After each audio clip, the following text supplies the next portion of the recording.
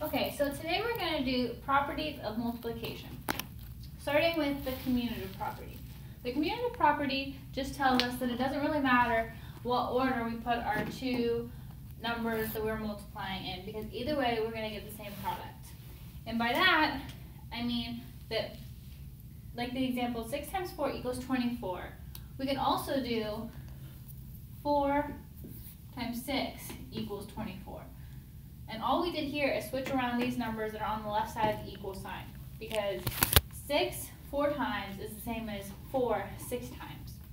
So to try that again with 3 times 5 equals 15, we can also do 5 times 3 equals 15, because all we did is switch these around.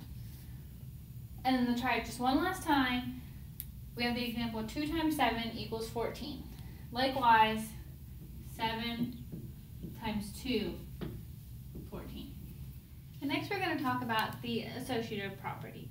And this is the same as the commutative property in the sense that it has to do with grouping, but instead of having to do with the order of the numbers, we're going to be dealing with the order of the parentheses.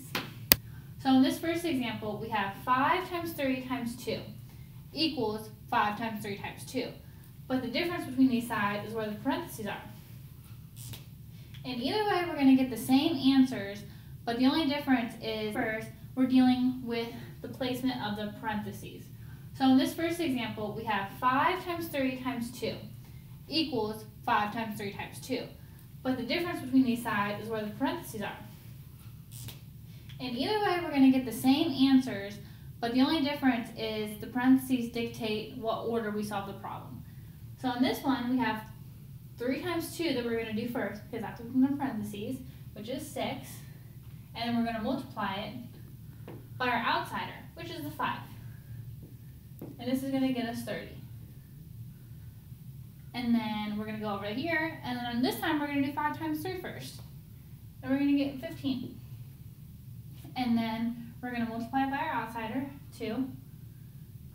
And we're going to get 30. And then either way, we're getting the same answer. All we're doing is taking different steps to get there. So let's try this again.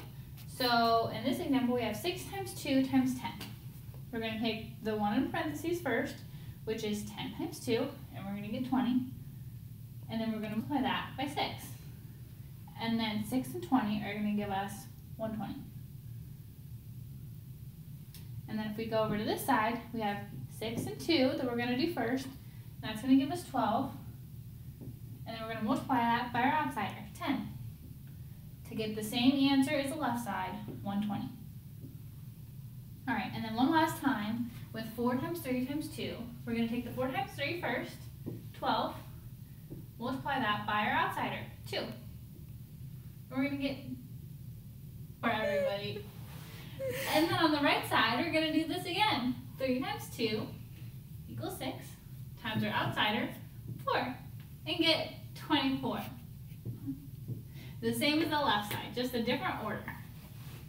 All right. And the last one we're going to do today is the distributive property, which is a little different from the other ones because it doesn't really have anything to do with grouping, but just the order that we do things in. And this can take a second to get just because we're not just going to do what's in the parentheses this time. Distributive property suggests we're going to distribute this outside number. So in this, we're going to take the 5 to the first number in parentheses. So we're going to do 5 times 2. And that's going to be 10. 5 to the second number, 5 times 4. Which is going to give us 20. What we do with these two numbers is going to be up to what is happening in the parentheses. In this case, it's addition. So we're going to add 10 plus 20 equals 30. So all we did is go in order by what the parentheses. So to try this again, this one has subtraction in it. So we're going to take our 4 to the first number, 8, and we're going to get 32.